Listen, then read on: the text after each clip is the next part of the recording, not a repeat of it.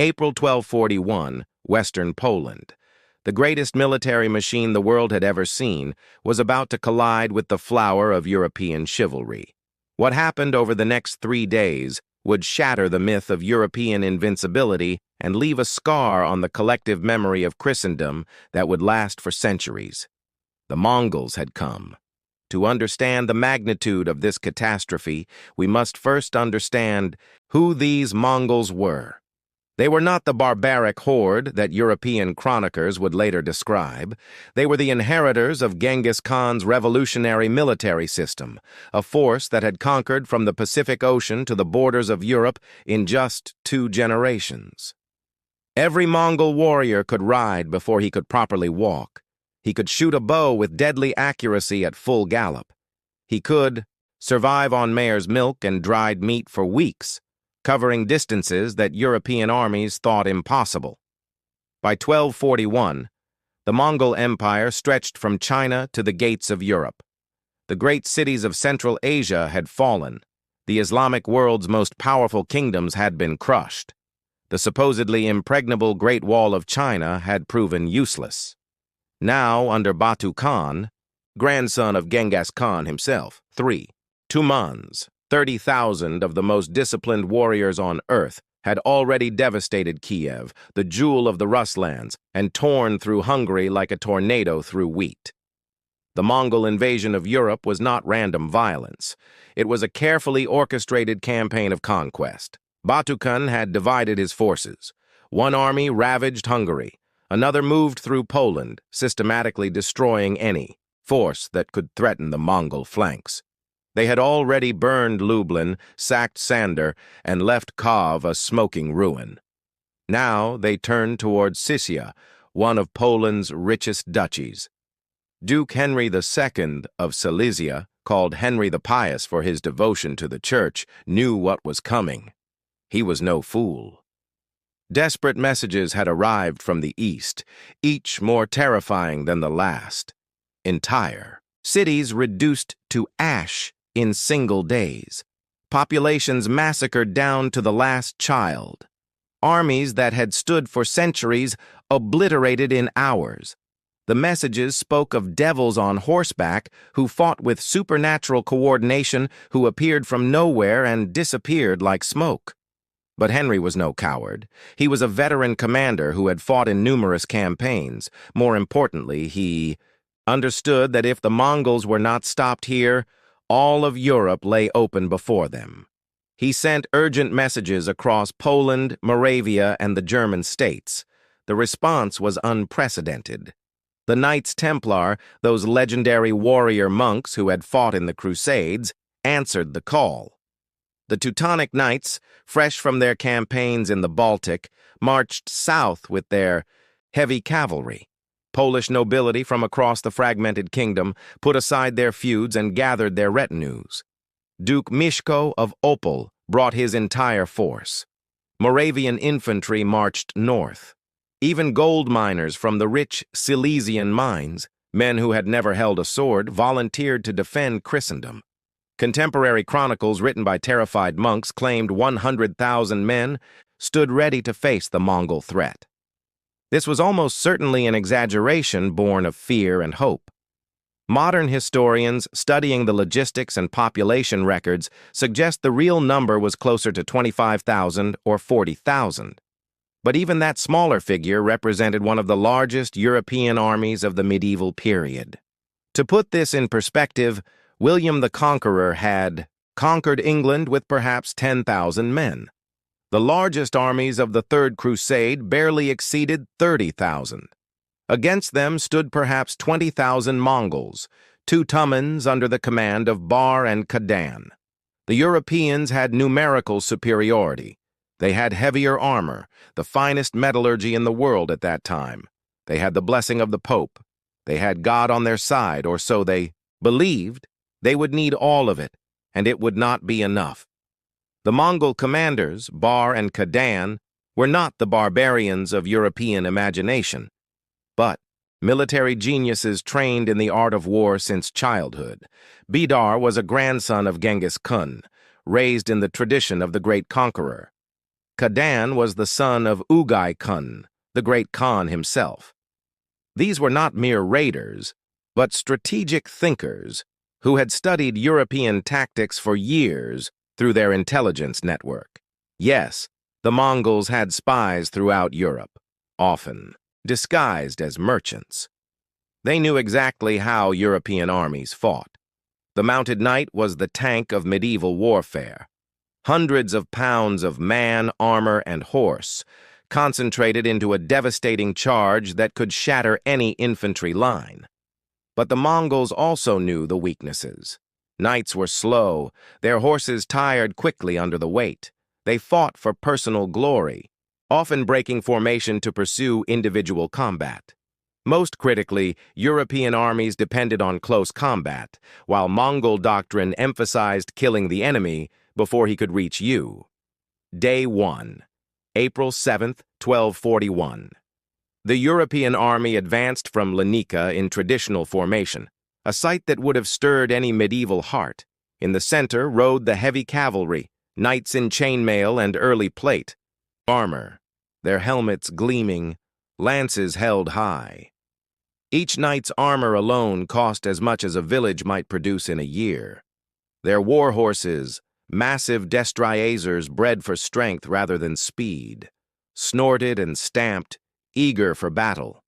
On the flanks marched the infantry, Polish spearmen, Moravian crossbowmen, Silesian miners with improvised weapons. They sang hymns as they marched, their voices carrying across the plains. Priests moved through the ranks, blessing weapons and offering absolution. Banners flew. The Black Cross of the Teutonic Order, the Red Cross of the Templars, the White Eagle of Poland. It was a magnificent sight, the concentrated military might of Eastern European Christendom. Then on the horizon, dust. Not the dust of another army marching, but something different, lighter, faster, wrong somehow. The first Mongol riders appeared like ghosts, light cavalry on small, ugly horses that looked like ponies compared to the European war horses. The knights laughed. These were the terrifying Mongols, these small men on their small horses. They looked like they could be ridden down in a single charge. The Mongol riders came within arrow range, but not European arrow range. Mongol composite bows made from horn, sinew, and wood could accurately strike at 350 meters, far beyond the range of European crossbows. The riders fired, their arrows arcing high into the sky, then wheeled their horses and retreated. "Cowards!" the Polish knights shouted. "They run like rabbits, like women!" But running was exactly what the Mongols wanted. This was not cowardice, but calculated tactical doctrine. For hours, wave after wave of horse archers harassed the European lines. They would ride in fire and retreat before the heavy cavalry could respond.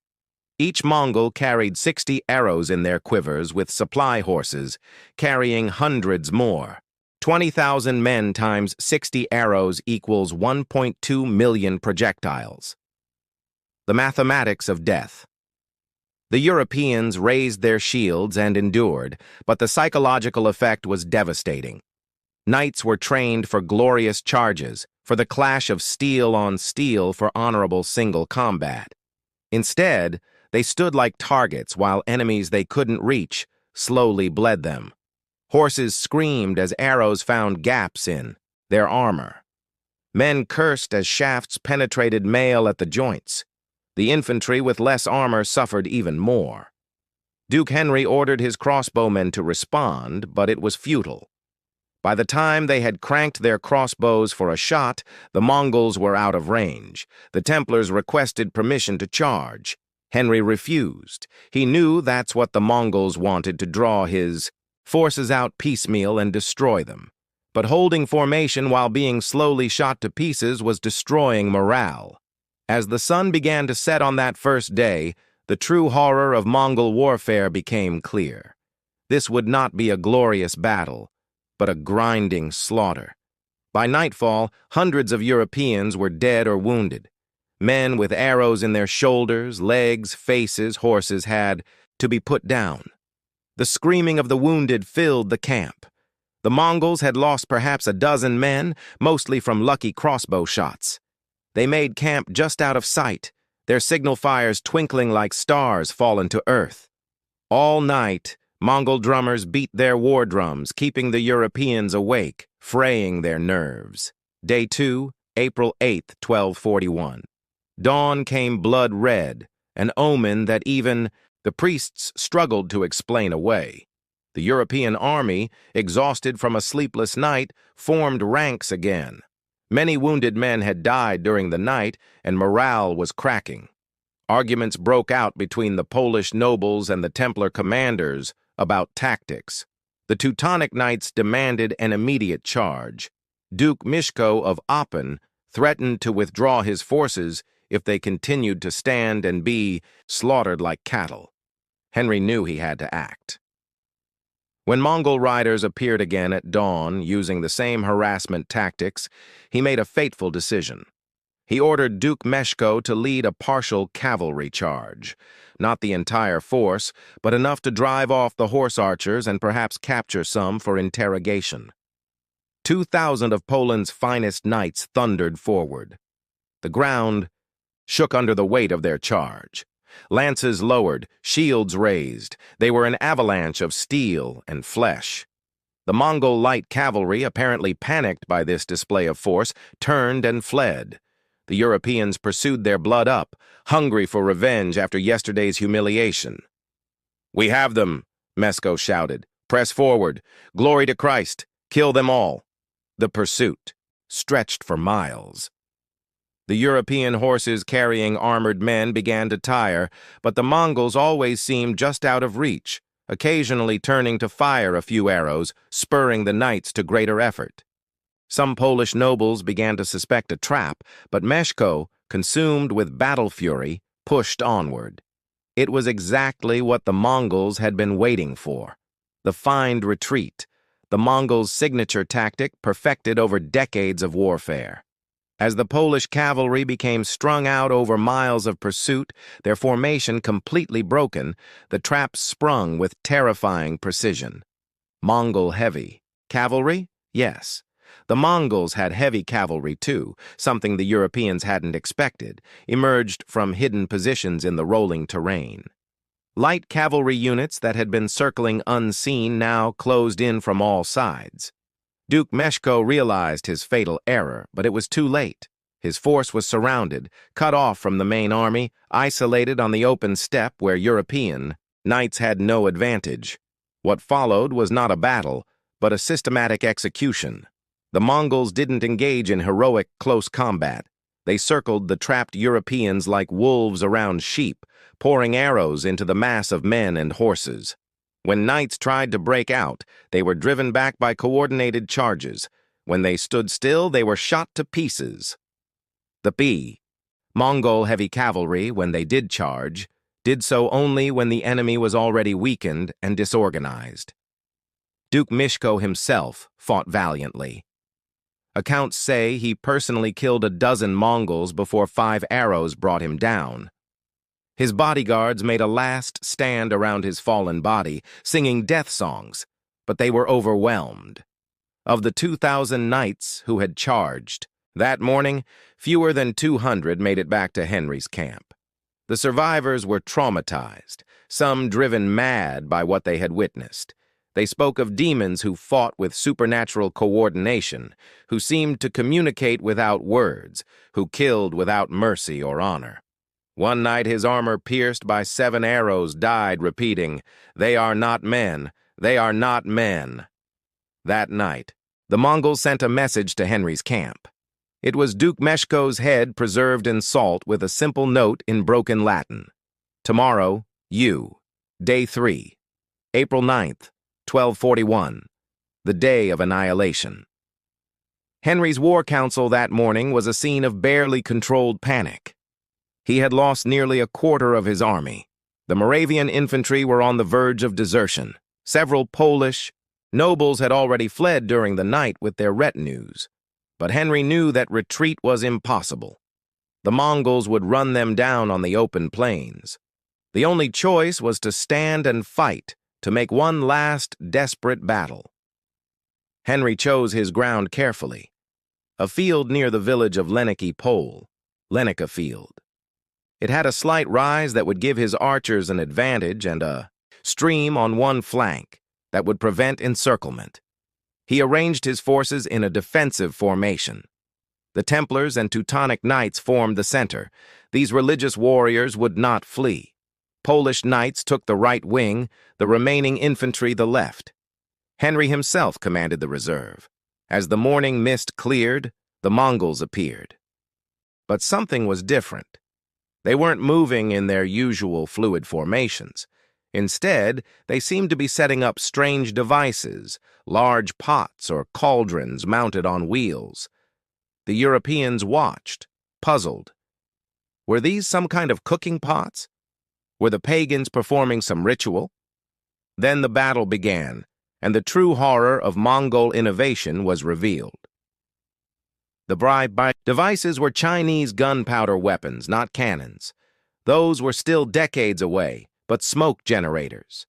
The Mongols had learned this technology during their conquest of the Jin dynasty in northern China.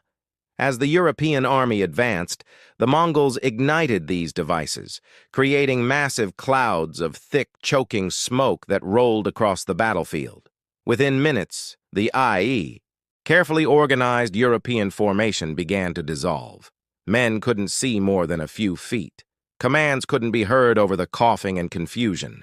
Units lost contact with each other. Banners, the medieval command and control system, disappeared in the smoke. Knights stumbled into their own infantry. Horses, panicked by the smoke, became uncontrollable. Then came the psychological masterstroke. Days earlier, the Mongols had captured Polish prisoners and forced them to learn one phrase in Polish. Ucisko stra run all is lost. Now, in the smoke and confusion, Mongol warriors who had learned these words shouted them across the battlefield. Polish soldiers, unable to see through the smoke, hearing what sounded like Polish voices, believed their own commanders were ordering retreat. Panic spread like plague. Men began to run, colliding with others trying to hold formation. The infantry on the left wing broke first, streaming away from the battlefield.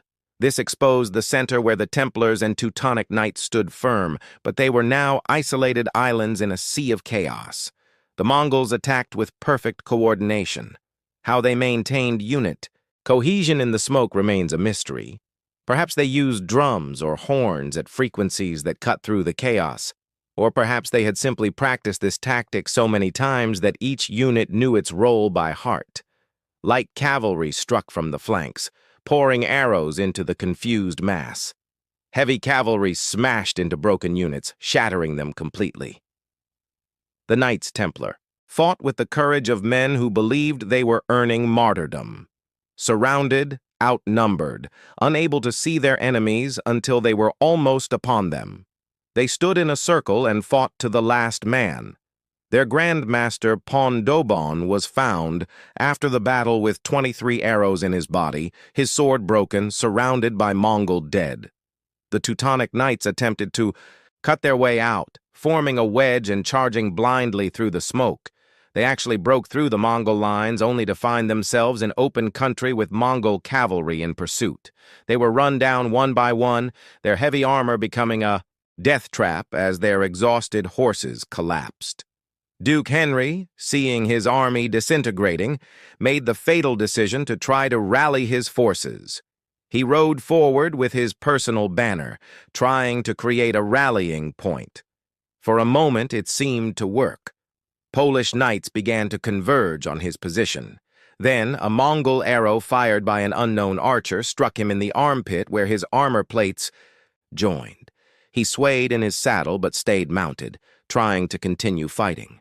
His bodyguards closed around him, attempting to get him off the battlefield, but the Mongols had marked him as the commander. They concentrated their entire force on this small group. Henry's guards died one by one. Finally, Henry himself, weakened by blood loss, fell from his horse. Seeing their duke fall, the last organized resistance collapsed. It became a rout, then a slaughter. The Mongols pursued the fleeing Europeans for miles, cutting them down as they ran.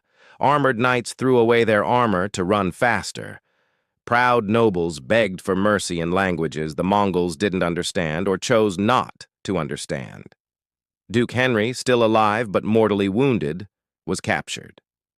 The Mongol commanders, following the tradition of honoring brave enemies, offered him a quick death. He refused, saying he would die as he had lived as a Christian knight. The Mongols obliged. His head was cut off and placed on a spear, later paraded around the city of Lenica as proof of victory. His mother, searching the battlefield days later, could only identify his body by his polyactyly. He had been born with 6 toes on his left foot. By noon on April 9th, it was over. The scale of the catastrophe was almost incomprehensible. The Mongols, following their custom, cut off the right ear of each slain enemy to count the dead. They filled 9 large leather sacks. Contemporary accounts claim between 10,000 and 25,000 European dead. Virtually the entire nobility of Sicily had been eliminated.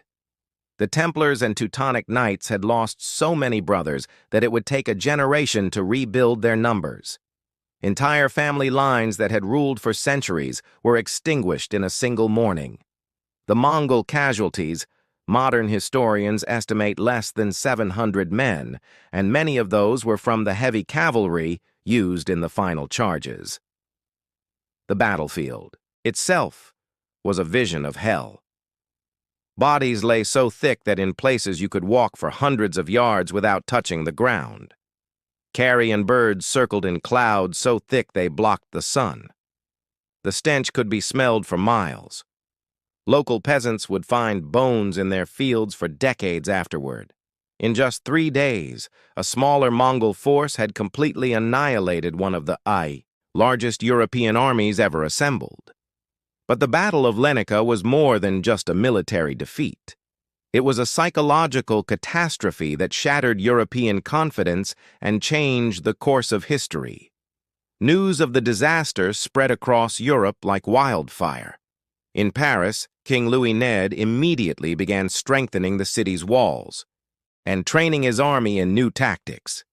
In Rome, Pope Gregory IX called for a new crusade, not to the Holy Land, but to defend Europe itself from these devil's horsemen. The Holy Roman Emperor Frederick II, locked in his own conflict with the Pope, suddenly found both sides willing to discuss peace in the face of this external threat. Letters from this period reveal the depth of European terror. One German chronicler wrote, "The Mongols are the punishment of God for our sins. They fight not as men fight with honor and courage, but as demons fight with cunning and cruelty. Our knights, the finest warriors in Christendom, were as children before them." The psychological impact went beyond military concerns. The Mongols had demonstrated that the entire basis of European feudal military power, the mounted knight, was obsolete against a disciplined, tactically superior force. The elaborate codes of chivalry, the individual heroism, the honor-based combat that defined European warfare meant nothing against an enemy who fought to win by any means necessary. Fortunately for Europe, salvation came from an unexpected source.